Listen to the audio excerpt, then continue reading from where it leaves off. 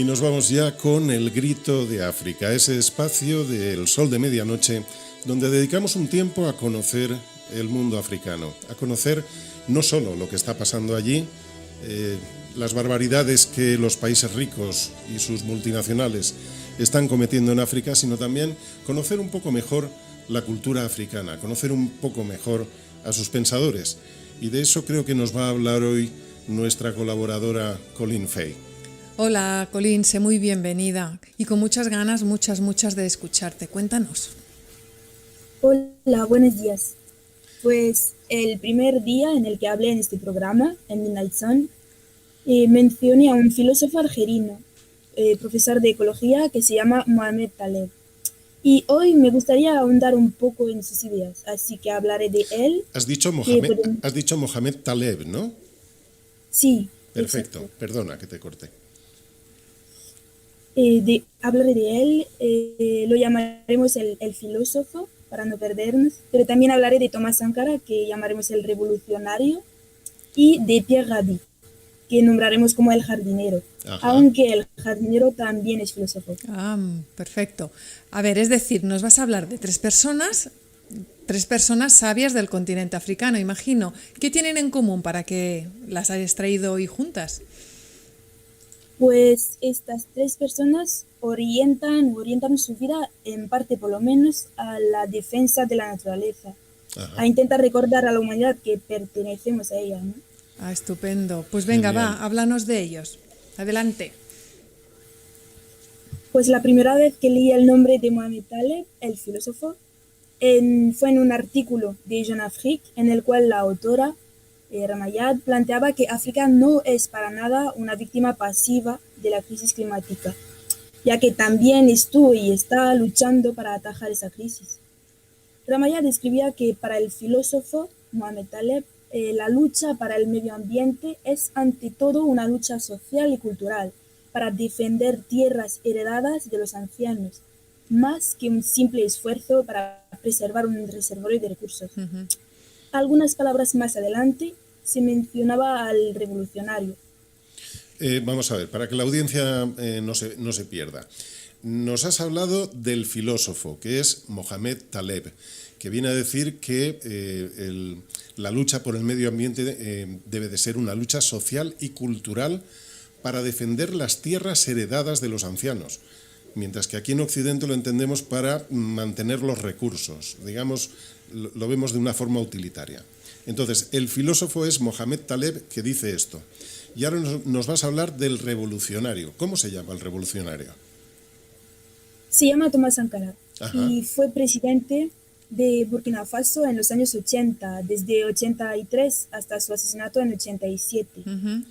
Y además de ser una referencia en el movimiento panafricanista, es considerado el primer presidente africano a haber sido consciente de que el hombre estaba destruyendo el planeta y que la protección medioambiental era una urgencia. Por ejemplo, para contrarrestar el avance del desierto y las sequías, Thomas Sankara, el revolucionario, propuso la plantación de una franja de árboles que atravesaba el país de este a oeste. Sí, lo conozco. Sigue, perdona. Luego pensó en extender ese cinturón vegetal a otros países, iniciando el proyecto que decías, Marta, probablemente, que se llama la Gran Muralla Verde. Qué bonito, sí. En 2005 se inició oficialmente por 11 estados africanos.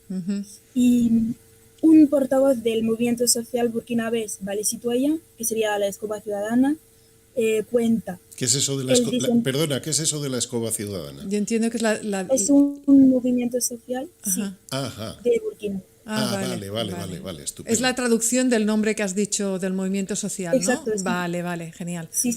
Vale. Eso es.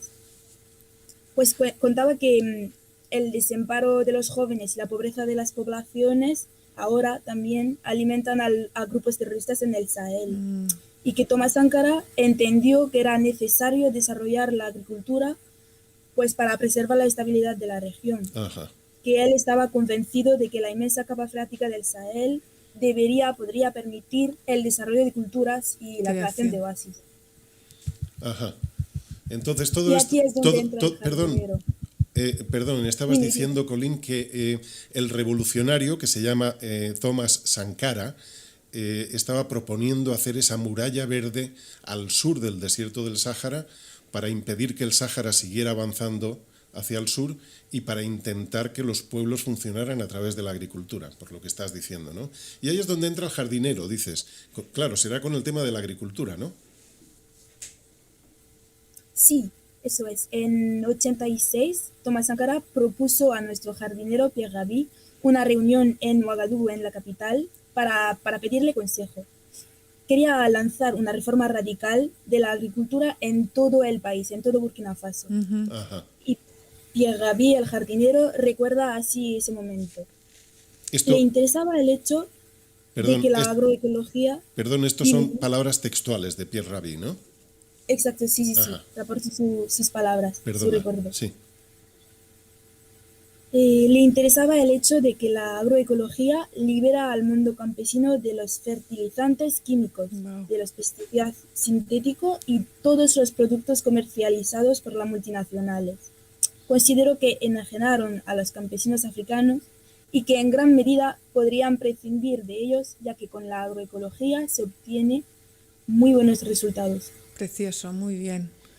Entonces, una vez más, las multinacionales de los países ricos metiendo la zarpa donde no deben. ¿No es así, Colin? Sí, así es, básicamente. Ya. Al día de hoy, la hermana de Thomas Sankara está siguiendo con la lucha de su hermano. Ha luchado contra Monsanto. Vaya tela. Contra Monsanto. Nada menos, sí. Monsanto, para Sí, que sí. nuestra audiencia lo sepa, Monsanto es podríamos decir, la gran multinacional de los productos de pesticidas y de cosas que están envenenando los campos en todo el mundo. O sea, y dices Sí, que nada menos, vale. la hermana está luchando también contra Monsanto en estos momentos. La hermana del revolucionario. Sí. Sí, ella es presidenta de Yelemani, una asociación que desarrolla proyectos en el ámbito de la agroecología y de la soberanía alimentaria. Ujú.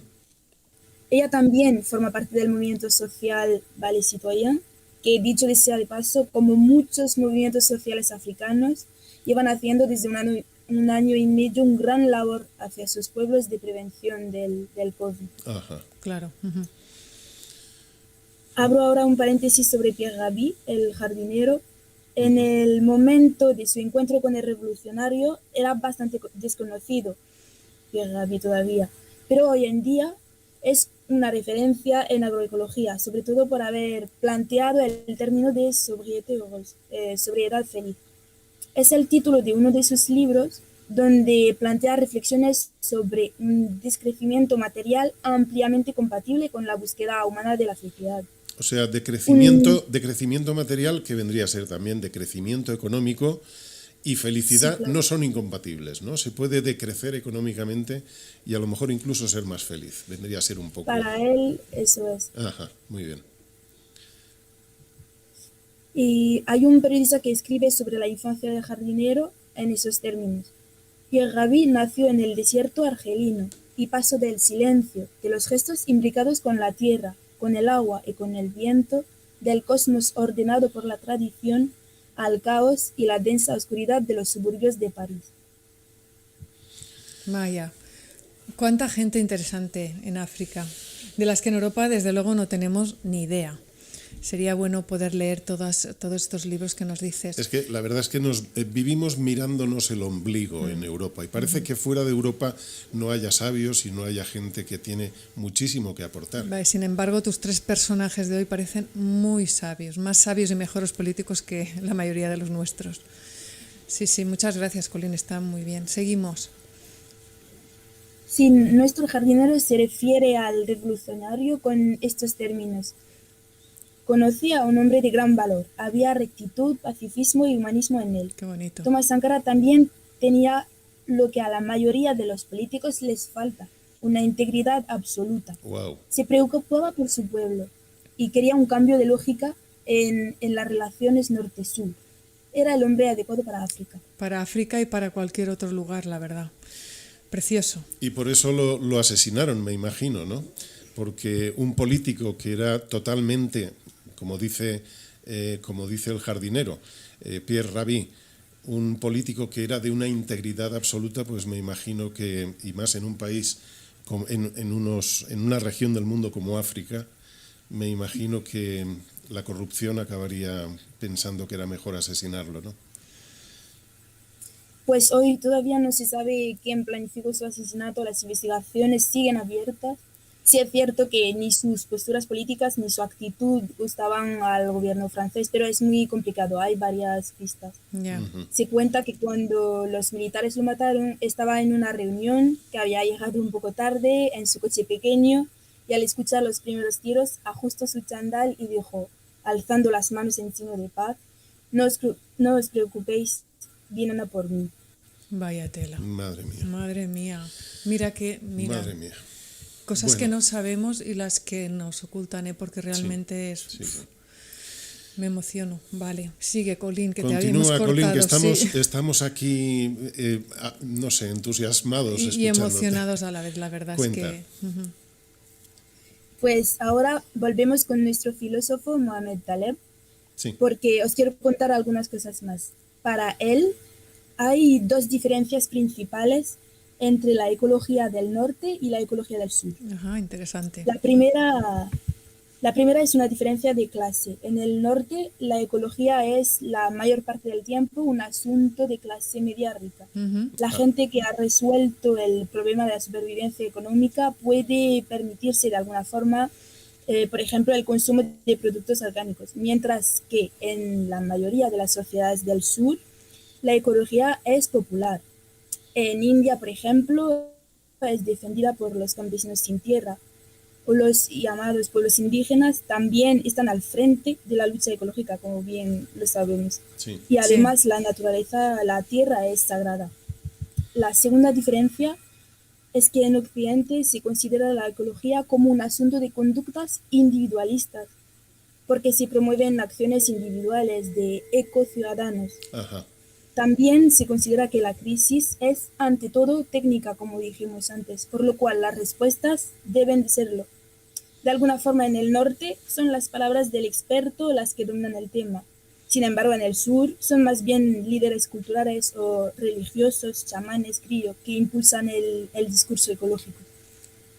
Muy bueno, Colín, muy buen análisis y muy interesante Muy lo que nos estás... interesante, Sí, poner sí. esto sobre la mesa porque es realmente, una vez lo escuchas, parece tan evidente. Y Sí, parece más sensato incluso el enfoque de los países del sur, es más sensato. de los países también. pobres a la hora de abordar el problema ecológico. Porque incluso la técnica se está viendo ya que no va a ser suficiente para abordar el cambio climático. O sea que el enfoque sería mucho más sensato. Bueno, pues Sí, cuéntanos. Sí, sigue, Sigue por favor. contándonos. Por favor, sí, sigue, Colín. sí, pues según él explica un poco eso, ¿no? Que hemos tomado conciencia en el norte como en el sur de la tragedia que es el desastre ambiental desde hace 40 años y que luego nos preguntamos cómo liderar la batalla ecológica. Naturalmente los ambientalistas recurrieron a expertos, científicos, necesitaban comprender, verificar hallazgos o hacer predicciones. Ujú. Pero para él la ecología es universal, está presente en todas las culturas y en todas las sociedades. Y la verdadera tarea es dar a este valor universal el rostro cultural más justo, dependiendo de la imaginación, de los idiomas, de las religiones de cada pueblo, ¿no? Es obvio que no se va a hablar de la ecología de la misma manera en Algeria, en la sociedad árabo-musulmana o en Bolivia. Claro. La ecología, incluso siendo universal, ¿no? Debe abrazar la diversidad de culturas. Claro, ponerlo en contexto, sí. Muy bien. Así es como también una forma para que los pueblos del mundo no vean la ecología como una cosa importada del norte, ¿no? Que podría ser rechazada, sino al contrario, como un bien que ya forma parte de su identidad propia. Cuando un periodista le preguntó a Mohamed Taleb sobre la importancia de las COP, de las cumbres Cumbres del clima, sí. Sí. sí, el filósofo respondió que estas iniciativas sí que pueden tener alguna utilidad, pero que no debemos creer que son el comienzo de un proceso de resolución de la crisis, porque el problema es que el entendimiento del drama ecológico es puramente técnico. Por tanto, los participantes buscan medios técnicos para afrontarlo. Y sin embargo, lo define muy bien así, la crisis medioambiental es una crisis de civilización. Refleja el impasse moral, cultural y filosófico de toda una civilización capitalista. Claro. La crisis no es solo un problema por la mala gestión de los recursos, tiene que ver con la representación que tenemos de lo que es el medio ambiente y de los humanos. En definitiva, de la visión del mundo, que es lo que algunos decimos. Sí, perdona, Colin. Sí, estáis en la misma línea, vamos. Las élites políticas para él que impulsan el sistema planetario, principalmente las élites occidentales, las que tienen las palancas de poder, no pueden abordar las causas del drama socioambiental porque les hundiría en una grave crisis de identidad. Claro. Tendría como que cortar la rama en la que están sentados. Claro. Entonces es necesario deconstruir las matrices en el origen de la ruptura, entre sociosfera, que le llama, y biosfera, es decir, entre la humanidad y su hábitat natural. Claro. Esta es una tarea esencial pero difícil, porque la crisis ecológica tiene sus raíces en el siglo XVIII, cuando la civilización capitalista occidental se pone en marcha. Como bien dice nuestro filósofo, esta es una tarea esencial pero difícil. De la misma forma que nuestro jardinero aceptó el reto del revolucionario, ¿aceptaremos el reto del filósofo? Madre mía, Colin, muy bien. Yo creo que tal como está el mundo, habrá un momento que no tendremos otra opción, porque yo creo que tal vez sea la única manera, la única forma de poder abordarlo, o al menos una de las más efectivas. No sé. La verdad es que me encanta lo que nos has contado hoy, Colin, porque fíjate, es tan importante que nos demos cuenta que no somos el ombligo del universo, en Europa, en Estados Unidos, en los países occidentales, que de pronto nos demos cuenta que hay sabios tan importantes o más que los nuestros y que tenemos mucho que aprender de los países del sur global. Es muy importante. Así que te agradezco mucho que hayas hecho este esfuerzo por traernos a estos grandes personajes del mundo africano. Muchísimas gracias.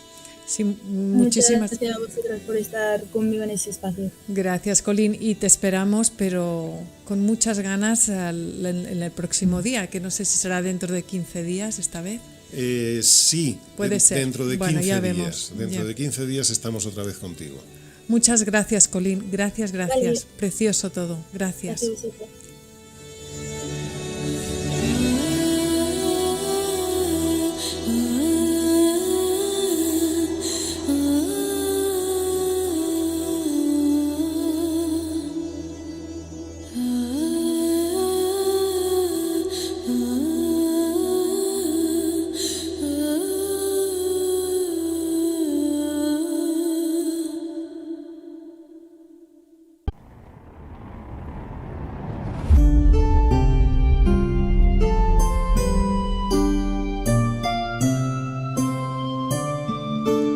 Midnight Sun, el sol de medianoche.